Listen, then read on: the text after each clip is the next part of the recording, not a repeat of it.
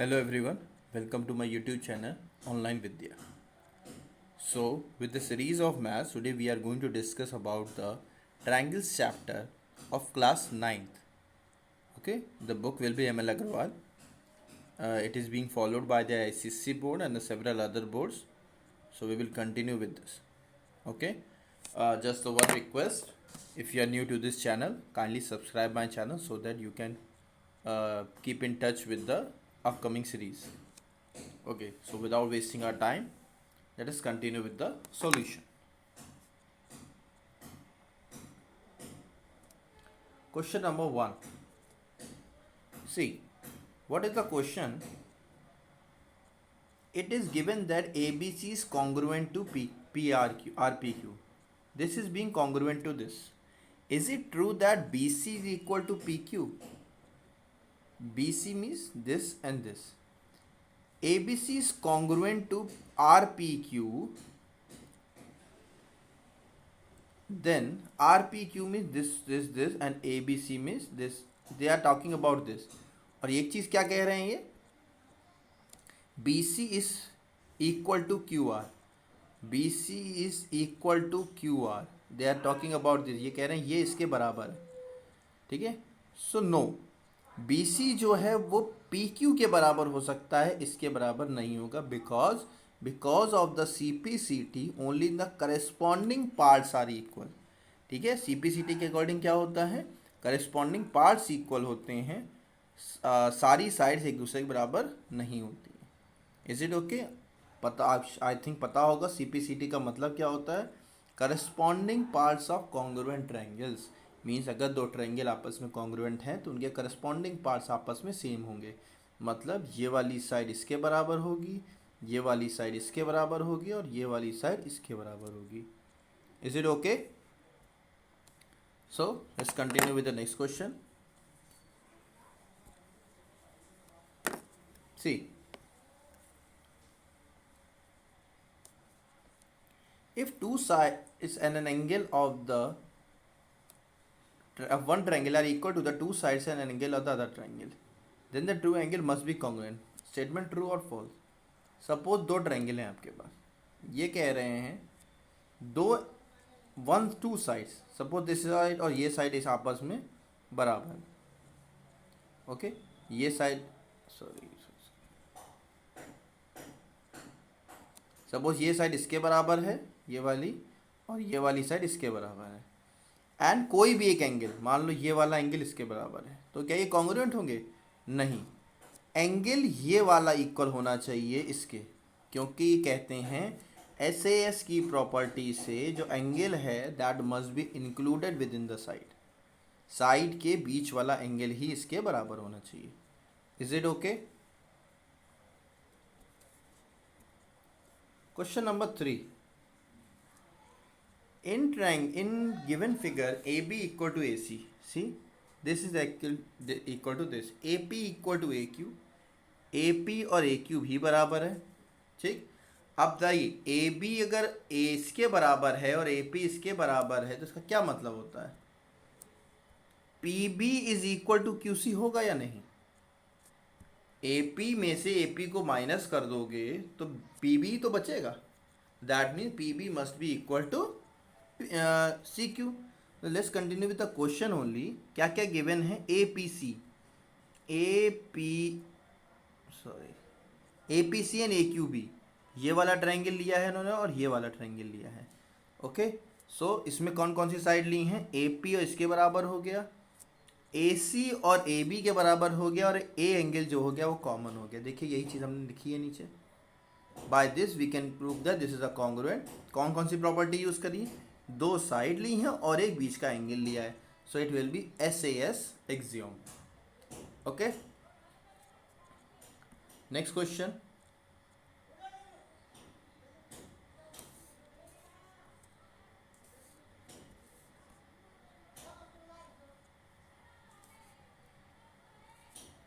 In a given figure AB equal to AC. AB क्या है? ये वाली साइड इसके बराबर है. And P and Q are the point such that AP और ये भी बराबर है आपस में.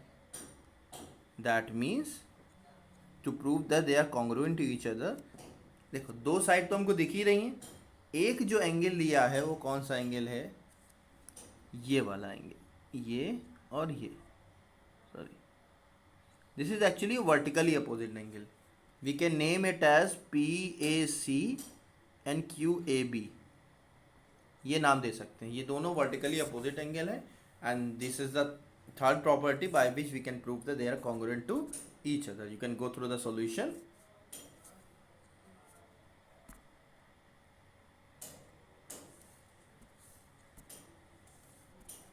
See, in the given figure AB equal to BC, AB जो है वो B, AD equal to BC, sorry, it is AD equal to BC and BD equal to AC, ये वाला इसके बराबर हो गया. प्रूफ करना है ADB, ADB मतलब ये वाला एंगल, सॉरी, ADB मतलब ये वाला एंगल इसके बराबर है. तो कैसे प्रूव करेंगे, पहले तो ये ए बी हमें कॉमन दिख रही है साइड, ऊपर वाली साइड देखिए दोनों ट्रायंगल में आ रही है, ये कॉमन होगी, बाकी दोनों साइड पहले से गिवन है. तो SSS की हेल्प से हमने दोनों कॉन्ग्रुएंट प्रूव कर दिया, and remaining the proving part will be calculated with the CPCT only. एक बार कॉन्ग्रुएंसी आप प्रूव कर लें तो वहाँ पे आप CPCT का यूज़ कर सकते हैं. See the next one, in the given figure ABCD is a quadrilateral, ये क्वाड्रिलेटरल जिसमें से ये साइड इसके बराबर है. DAB मीन्स ये एंगल इसके बराबर है. अब ABD की बात कर रहे हैं तो ABD एंड BAC मीन्स ये वाला है. तो ऑब्वियसली हमको क्या दिख रहा है, ये वाली साइड इसके बराबर हो ही चुकी है. Just a minute,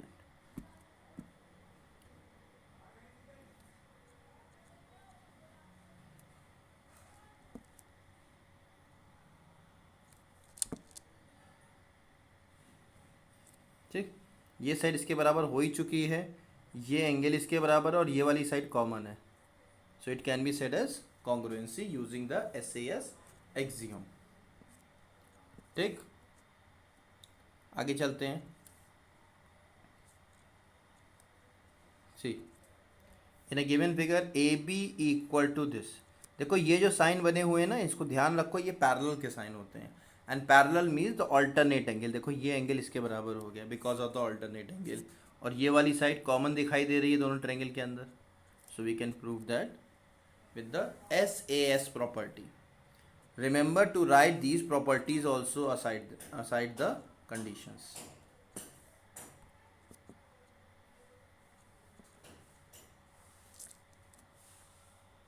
in the given figure AC equal to AE, ये वाली साइड इसके बराबर है, एंड AB ये जो है वो AD के बराबर है.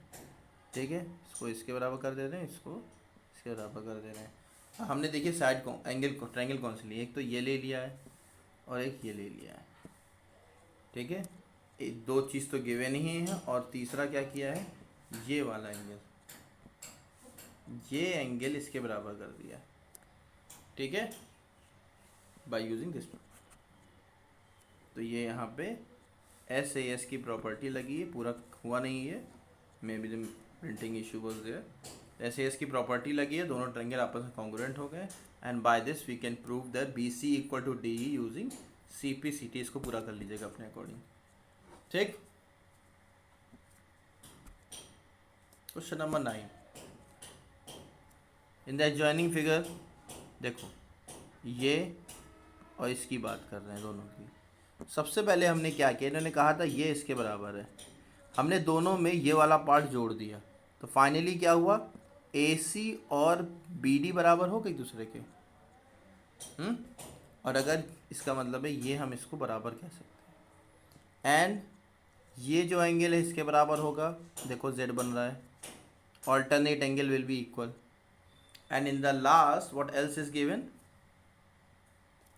CF is equal to BF,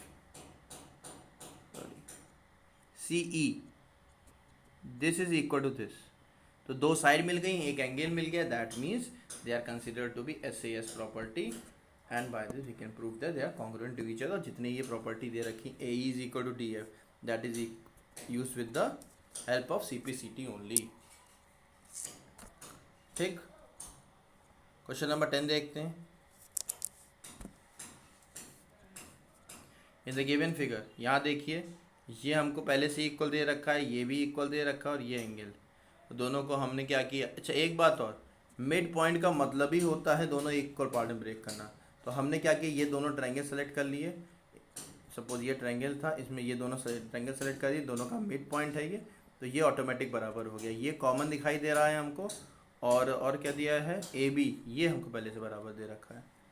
okay, so by this we can prove that A D is the bisector. A D bisector कब होगा, क्योंकि ये वाला एंगल इसके बराबर होगा। बाइसेक्टर का मतलब होता है हाफ ऑफ पार्ट में डिवाइड करना। और A D is perpendicular to B C. तीसरा वाला देख लीजिए एक बार, ए डी परपेंडिकुलर है। क्यों है परपेंडिकुलर, क्योंकि सी पी सी टी की हेल्प से ये दोनों एंगल बराबर होंगे। अगर दोनों को एक्स मान लें थोड़ी देर के लिए, क्योंकि बराबर है, तो इक्वल टू 180 होगा, because of the linear pair line है ये। सो एक्स की वैल्यू कितनी आएगी, 90 आएगी। सो दैट मीन्स ये जो एंगल होगा वो परपेंडिकुलर होगा या 90 डिग्री का होगा। क्वेश्चन नंबर 11 चेक करते हैं। सी, बाइसेक्ट मीन्स इक्वल पार्ट में ब्रेक करना। ये इसके बराबर हो गया और ये वाला इसके बराबर हो गया। प्रूफ करना है ए सी इक्वल टू बी डी। ए सी को बी डी को ऊपर प्रूफ कर लेंगे, क्योंकि ये वर्टिकली अपोजिट पहले से दिख रहा है ये एंगल, और दो साइड तो हमने अभी निकाली हैं गिवन कंडीशन में, तो एस ए एस की प्रॉपर्टी से यहाँ पे ये प्रूफ हो जाएगा। ठीक है, सी दिस वन। अब यहाँ पे दो स्टेप होंगे। पहले तो हम कहेंगे ये वाला इसके कॉन्ग्रुएंट है। कैसे होगा, ये कॉमन साइड है, ये साइड इसके बराबर है, ये वाली साइड इसके बराबर है, ये कॉन्ग्रुएंट होगा। अब हमने कहा जो x+5 है ये इसके बराबर होगा using the C P C T, ये देखिए ठीक। और ये वाला एंगल इसके बराबर होगा, again the C P C T is there. इससे हमारी y की वैल्यू आ गई और इससे हमारी x की वैल्यू आ गई। y will be 41। ठीक, so this is all about this exercise. So thanks for watching my video, and if you like this video, kindly share it with your friends. Okay, they will be get help with this. So thank you, and the next video will be uploaded. Hardly it will take 1 day or less than that. Okay, it will be continue with the 10.2 exercise of the same chapter. So thank you all. Thanks for watching again.